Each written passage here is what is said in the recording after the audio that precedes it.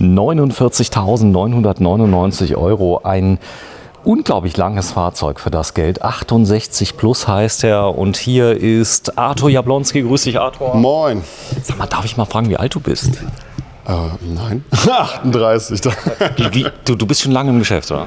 In Bielefeld jetzt hier seit 19 Jahren, ja. Seit 19 Jahren. Verkaufst du Reisemobile, aber sowas wie in den Jahren 2020, 21, 22, das hast du noch nie erlebt, oder? Das hätte man sich vor einigen Jahren nicht träumen lassen. Ne? Natürlich ist man da absolut auf der Erfolgswelle geschwommen, ja.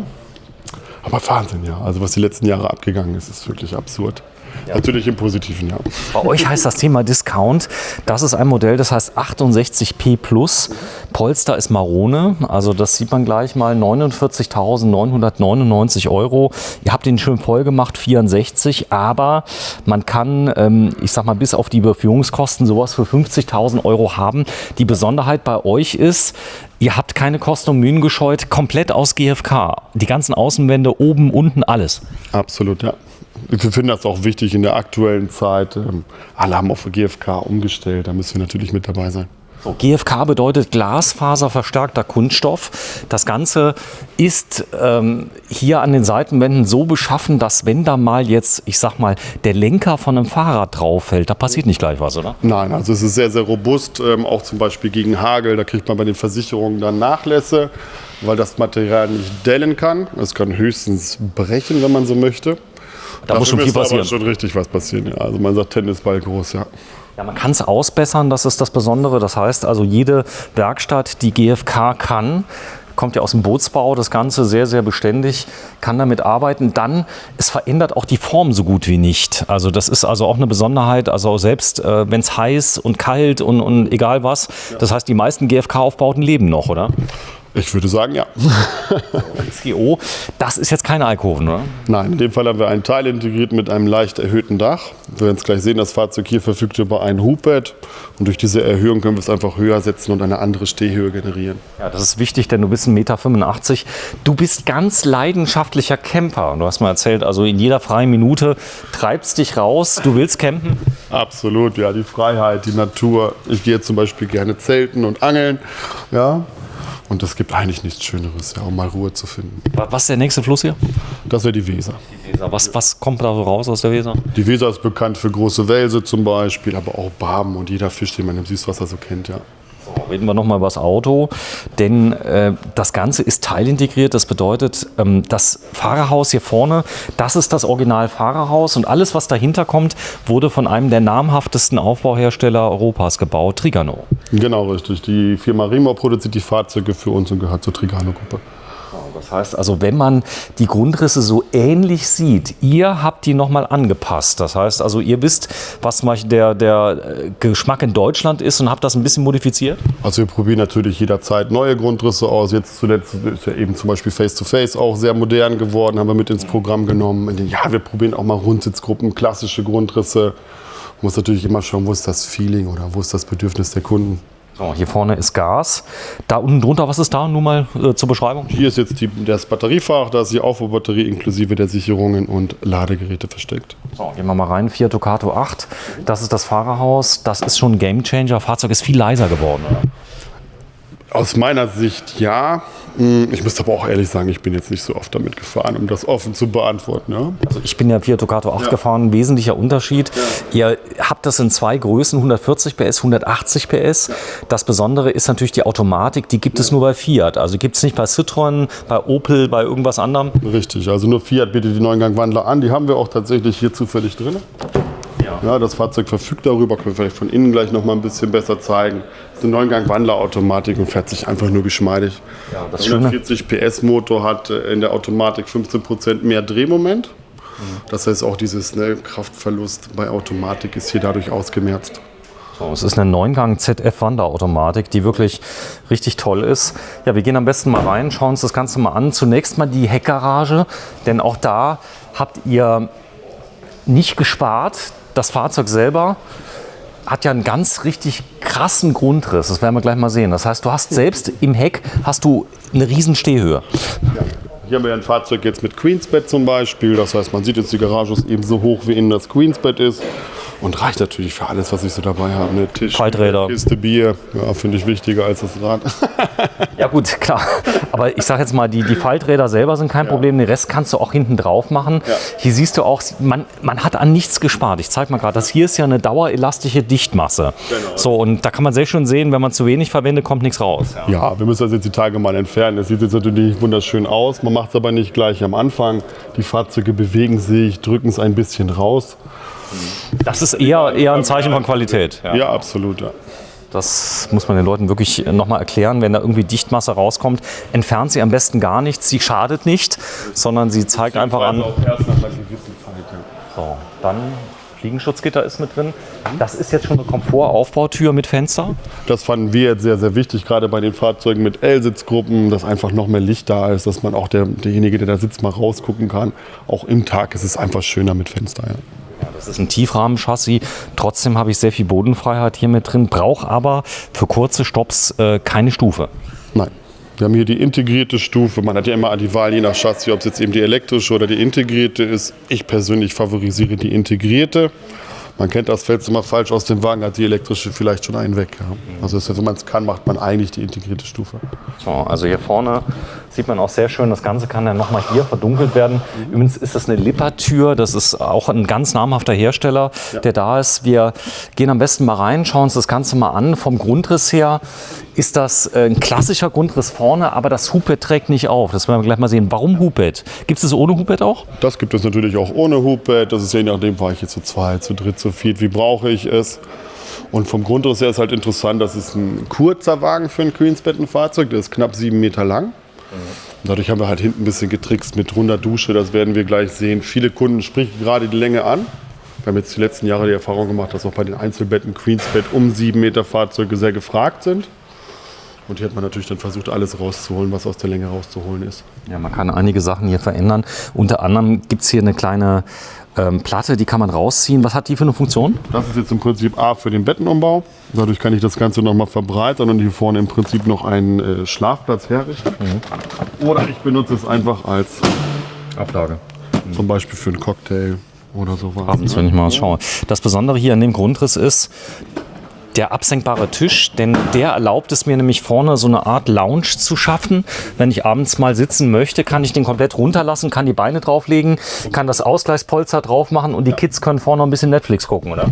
Zum Beispiel. Natürlich ist A erstmal die Absenkung für den Bettenumbau. Wo du schon sagst, es bietet sich auch an, mal die Füße hochzulegen. Ja. Setz dich doch mal bitte auf den Fahrersitz, dass man mal sieht, denn ihr habt spezielle Hussen entwickelt, die den Sitz schützen, die aber auch recht bequem sind. Das Ganze hat eine Lederoptik mit drin und die kann man abnehmen, reinigen? Die kann man jederzeit abnehmen. Natürlich hast du jetzt hier Kunstleder, das ist grundsätzlich abwischbar. Und ja, es ist leicht zu reinigen. Ich glaube nicht, dass man sie dafür jetzt bewusst abmachen muss. Ja. Du bist 1,85 Meter. Ja. Das Interessante hier ist die Stehhöhe im Fahrerhausbereich. Die habt ihr komplett offen gelassen. Trotzdem habt ihr in diesem Vorbau, der da ist, in dem Spoiler, der vorne drin ist, dann noch sehr viel Stauraum gelassen. Der ist durchgehend benutzbar. Das heißt, also hier kann ich auch wirklich lange Sachen durchladen. Definitiv. Hier ist es ja so, man sagt bei Wohnmobil immer, Stauraum ist alles. Und durch diesen Huppel, nenne ich ihn immer liebevoll, konnten wir hier eine andere Stehhöhe und mehr Stauraum generieren. Ja.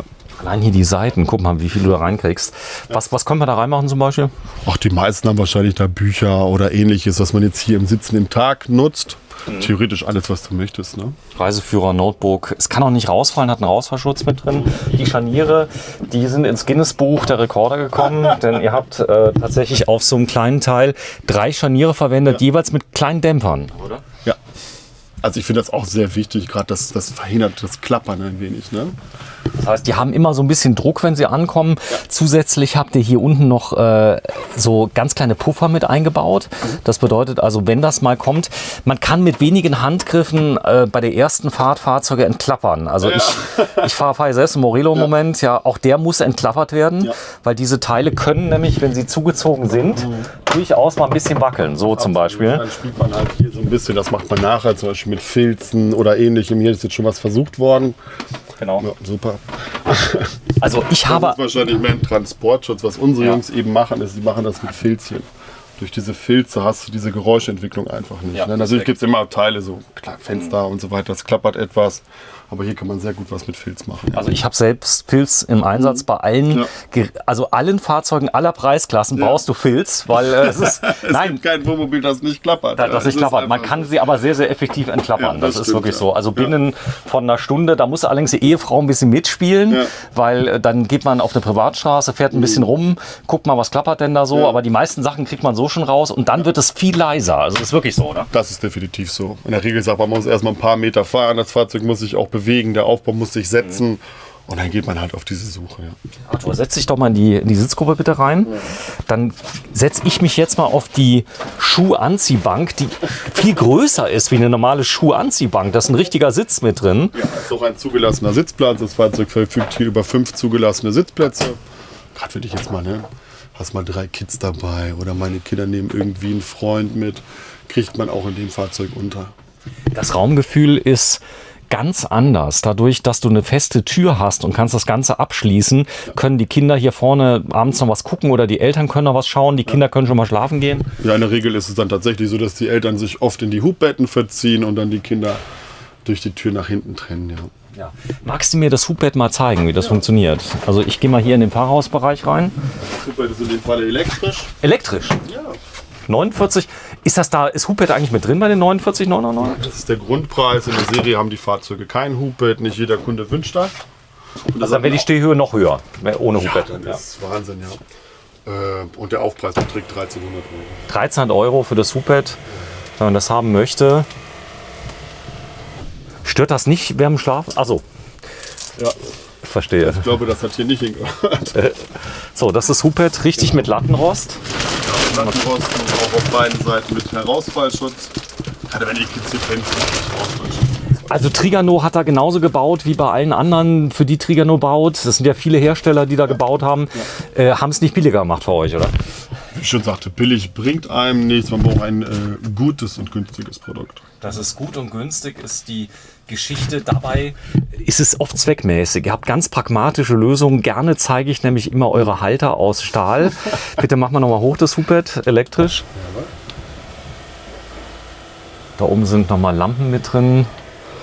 Hier sind in dem Hubbett Beleuchtung mit drin und die Schränke und ja, eure Halterungen, also das ist dann vorher zu entnehmen, gell? Das nimmst du ab. Ja, das ist im Prinzip eine Kopfstütze. Wie gesagt, hier ist der 5. Sitzplatz. Das heißt, hier muss ich dann rücklings sitzen. Man darf nicht gegen die oder seitlich sitzen. Man muss hier dann gegen die Fahrtrichtung sitzen. Okay. Und dafür habe ich dann den entsprechenden Kopfschutz, ja. Gut, aber dafür könnte ich denn sitzen, wenn ich den 5. Sitzplatz brauchen würde. Ja, genau. Wenn ich nur zu viert bin, kann ich hier die beiden Sitzplätze benutzen. Ganz genau. Das kann ich sehen. Entfernen, damit eben Platz für die Beine ist. Ne? Hier wird das jetzt so hergerichtet, wie es im Tag sein könnte. Okay. Man kann entspannt auch mal zu 5 fahren, ja. So, Küche, das ist genau meine Küche. Ich brauche nämlich keine große Küche. Sie hat aber alles, oder? Hier ist alles vorhanden. Wir haben jetzt hier auch darauf verzichtet, eine L-Küche zu machen, weil es dann in meinen Augen zu eng geworden wäre. Wir haben also entschieden, dass die hier gerade sein soll und dadurch kannst du halt eine große Schublade machen. Da sieht man jetzt viele Teile, die zum Fahrzeug gehören und eben nochmal 2 Fächer. Hast jetzt hier ein kleines L.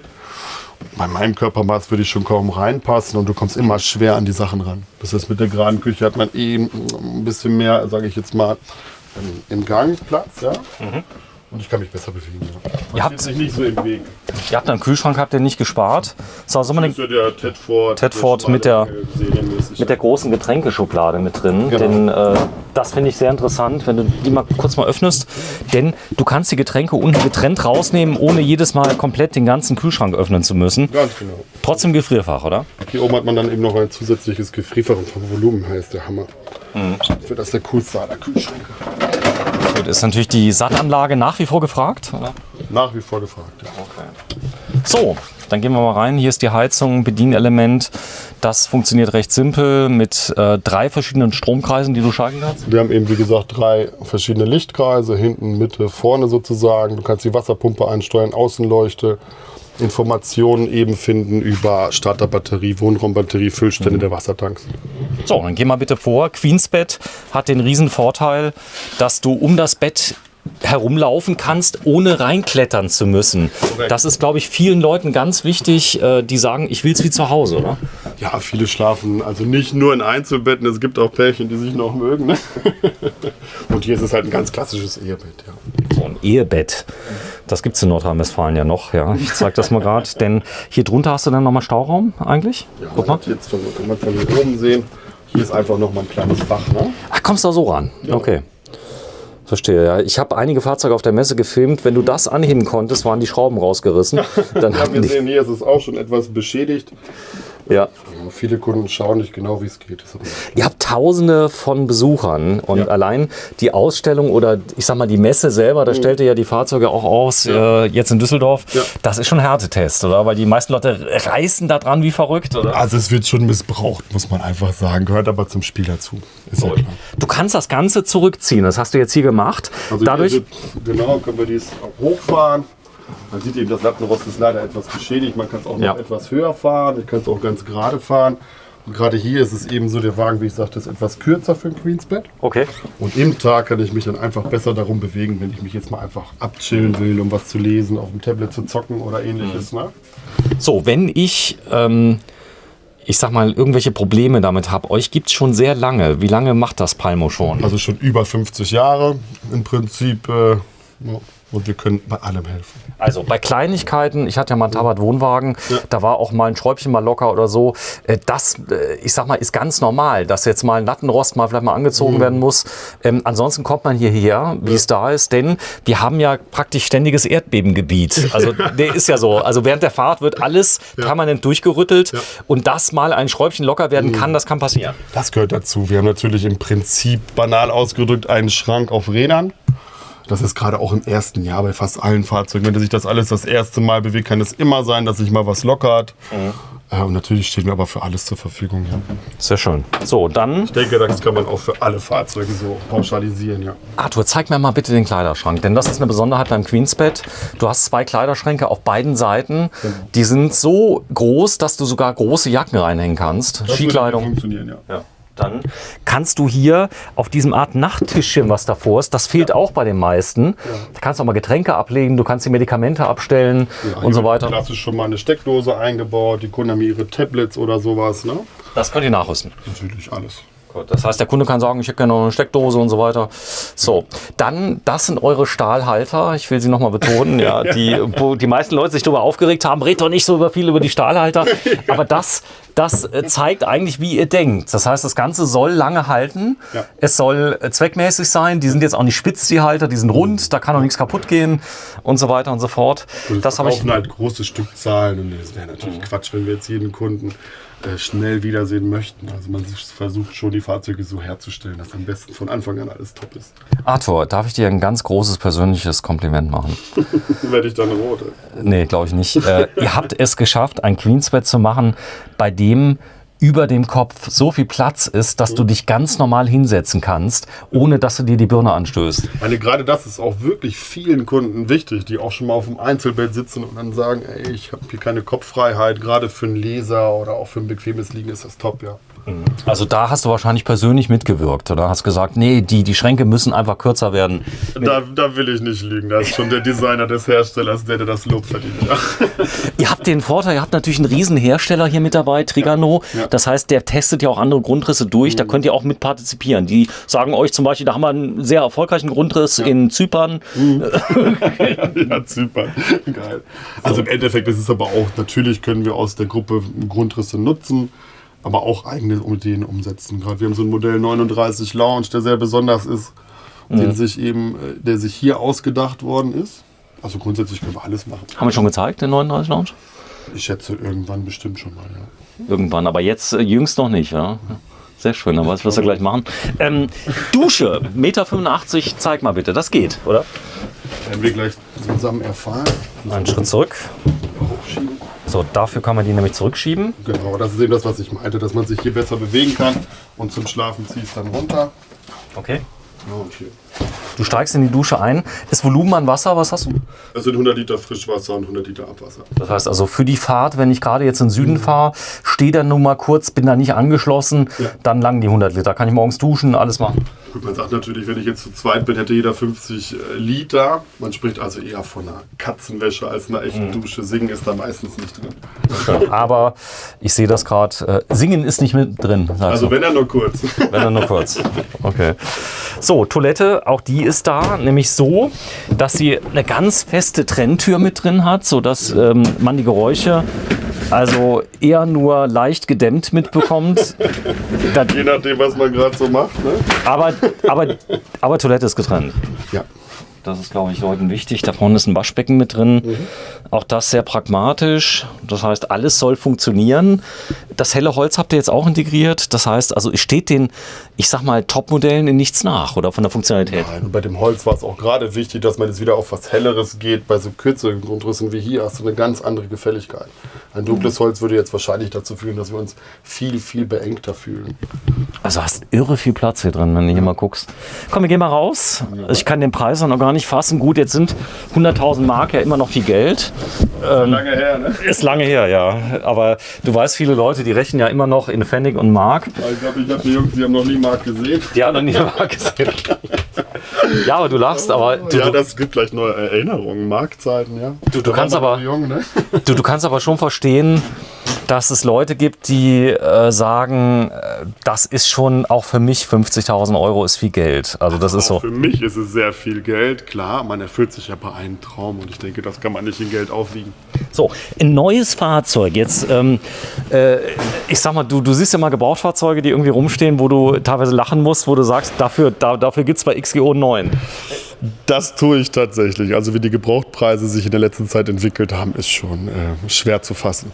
Discountpreis 49.999 Euro. Warum komme ich immer gerne zu euch?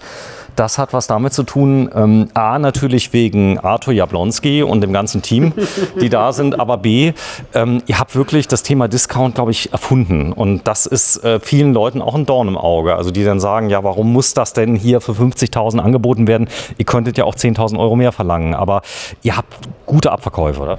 Definitiv. Also das Ganze hat ja schon in 2004 begonnen, damals mit Palmomobil und seitdem hat es sich weiterentwickelt. Natürlich gibt es einige Trittbrettfahrer, die auch auf den Zug aufgesprungen sind. Hier ist es so, wir haben auch nicht nur XGO. Wir haben 7 Marken, wir haben ein System, in dem wir dem Kunden auch kreisen lassen können. Das ist der erste in XGO, der zweite in Carrado, der nächste in Bürstner. Für jeden, der irgendwie Bock hat, finden wir den richtigen Wagen. Ja, hinten auch Morelo, Concorde und Hümer stehen, also die High-End-Sachen. Vielen Dank fürs Einschalten. Vielen Dank, Arthur. Bis zum nächsten Mal. Wir sind bei Palmo in Bielefeld, die Stadt, die es nicht gibt. Danke. Tschüss.